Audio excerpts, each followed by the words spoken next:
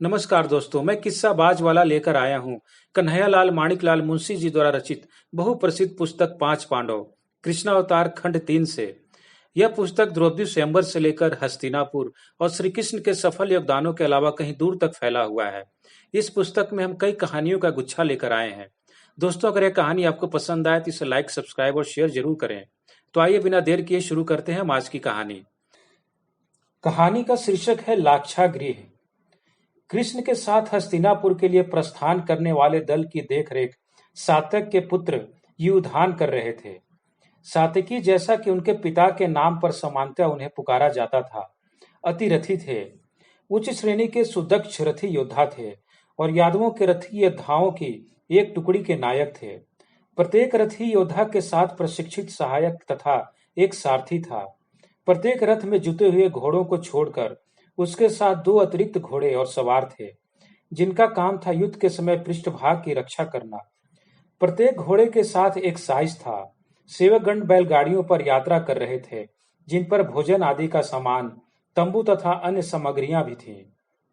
यात्री दल ने पुष्कर तीर्थ में पड़ाव डाला, जिसका शासन प्रबंध यादव प्रमुख चेकितान करते थे। खुले मैदान में एक छोटा सा नगर बस गया। कृष्ण के रथ के मध्य भाग में उनका गरुड़ ध्वज फहरा रहा था।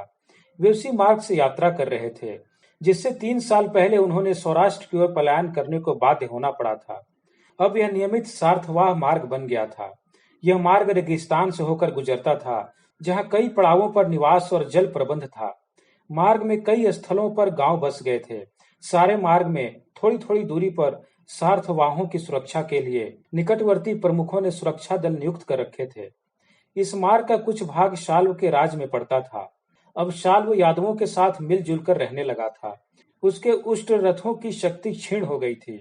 यद्यपि यादवों के बढ़ते हुए प्रभाव से वह विकल हो रहा था, फिर भी शाल्व ने मित्र के रूप में कई स्थानों पर कृष्ण का अतिथि सत्कार किया था। उद्धव को पुष्कर क्षेत्र बुलाने के लिए कृष्ण ने पहले ही अश्वारोहियों को हस्तिनापुर भेज दिया था। बुलाहट के अनुसार एक शाम उद्धव आ पहुंचे।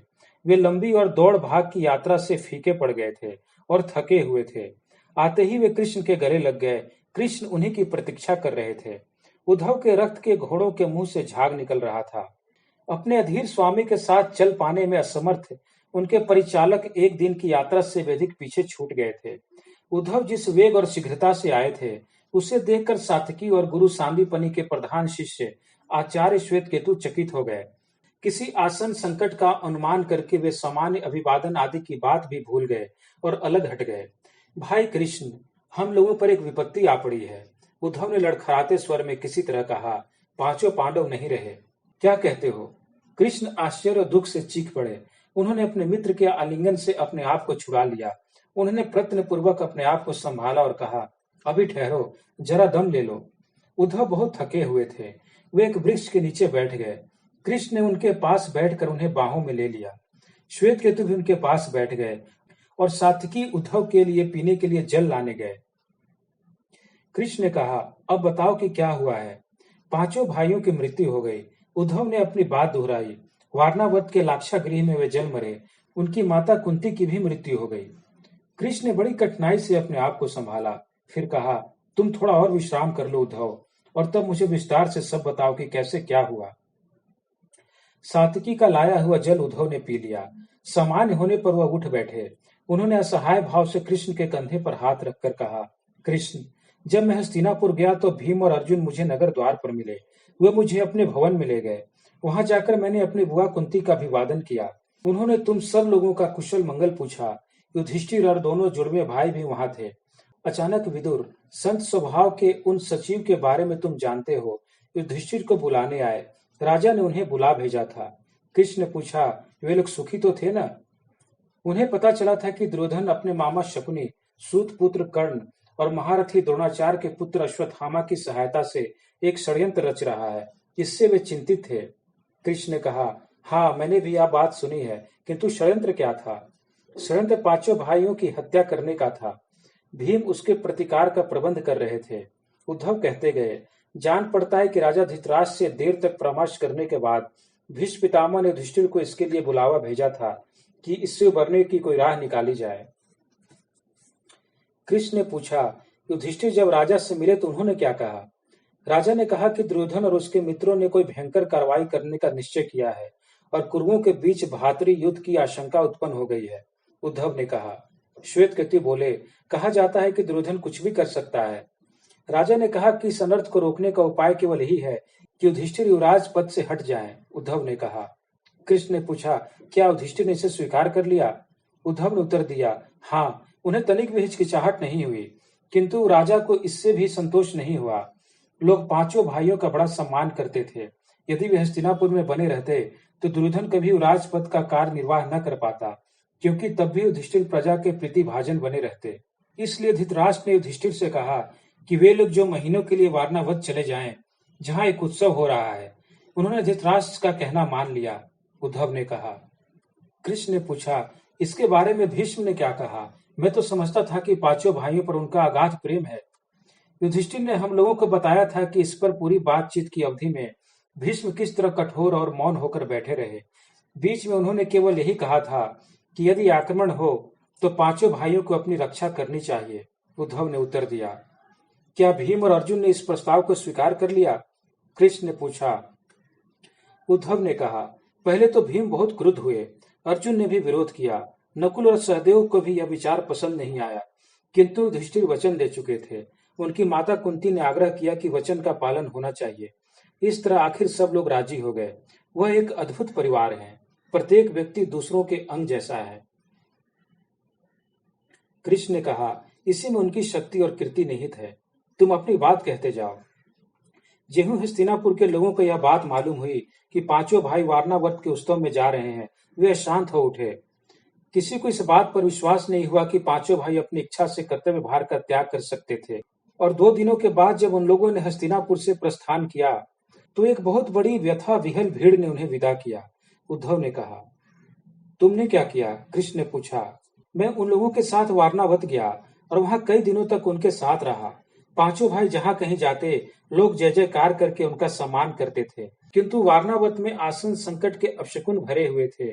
उन लोगों के अस्थायी निवास के लिए जो नया भवन बनवाया गया था वह कमजोर था और उस पर किसी विचित्र वस्तु का लेप किया गया था। पुरोचन नाम का मलेच्छ अधिकारी उन लोगों की देखभाल के लिए नियुक्त किया गया था।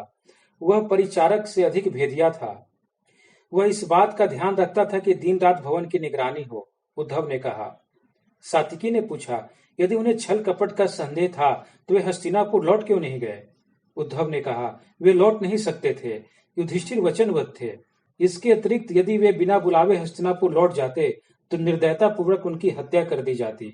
अब तो दुर्योधन युवराज हो गया है, वह कोई खतरा नहीं उठा सकता। कृष्ण ने कहा, पांडवों के निर्वासन का समाचार मुझे श्वेतकेतु से मिला था। जब पांचों भाइयों ने हस्तिनापुर से प्रस्थान किया तो वह वहीं था। तुम्हें पांचों भाइयों की मृत्यु का संवाद कब मिला? उद्धव ने अत्यंत दुखी होकर कहा, जब यह संवाद मिला कि भवन में आग लग जाने से पांचों पांडव और उनकी माता कुंती जल मरी तो मैं उत्कोचक में था। मैं ठीक ठीक जानकारी पाने के लिए तत्काल वारणावत लौट गया। भवन पूरी तरह से जल गया था। जैसे मुझे संदेह था वह किसी ज्वलनशील पदार्थ से बना था। सुरक्षा अधिकारी पुरोचन भी जल मरा था। बाद में पांचों भाइयों और उनकी माता कुंती के शव का अंतिम संस्कार किया गया। कृष्ण विचार में खोए बैठे रहे। श्वेतकेतु ने कहा, क्या उन्हें इस बात का संदेह नहीं हुआ कि भवन ज्वलनशील पदार्थ से बना था? वे समय रहते वहां से निकल जाने का कोई उपाय कर सकते थे। उद्धव ने कहा, वे लोग किसी आकस्मिक संकट से बचाव की तैयारी कर रहे थे। विदुर को भी किसी षड्यंत्र का संदेह हो गया था। सुरंग बन पाई थी या नहीं यह तो नहीं जानता, किंतु पांचों भाइयों को वहां से निकल जाने का अवसर नहीं मिला। कृष्ण ने धीमे से कहा, यह बड़ा प्रचंड आघात है। भाग्य ने बहुत बड़ा छल किया है, बहुत ही मारक छल। ये पांचों भाई मुझे अत्यंत प्रिय थे, उनका बहुत भरोसा था, किंतु अब वे नहीं रहे। कुंती स्त्री रत्न थी, उनकी भी मृत्यु हो गई। यद्यपि मुझे इस बात का संतोष है कि वे उन्हीं के साथ मरे, क्योंकि वे तो उनके जीवन की प्राण वायु थे। श्वेतकेतु ने पूछा, अब हमें क्या करना चाहिए? उद्धव ने उत्तर दिया, द्वारका लौट चलना चाहिए, और क्या किया जा सकता है। मैं नहीं चाहता कि जिस हस्तिनापुर में युवराज के रूप में दुर्योधन का शासन है वहां वासुदेव जाएं। ऐसा लगता है कि अब तो कुरुओं पर पितामह का नियंत्रण भी नहीं रह गया। उद्धव, एक बार फिर सोच देखो, क्या हम द्वारका लौट जा सकते हैं? कृष्ण ने धीरे से कहा, जैसे वह अपने आप से बातें कर रहे हो। हमारी सारी योजनाएं व्यर्थ हो गईं। जब मैंने सुना कि पांचों भाई निर्वासित हो गए हैं तो मैंने आदरणीय भीष्म से मिलकर कोई मार्ग निकालने की इच्छा से हस्तिनापुर जाने का निश्चय किया। मेरे मन में कुछ और योजनाएं भी थीं। अब तो वे ही नहीं रहे।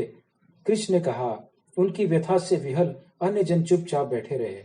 और उद्धव, अंत तक तुम उनके साथ रहते, इतनी सांत्वना भी उन्हें नहीं बदी थी।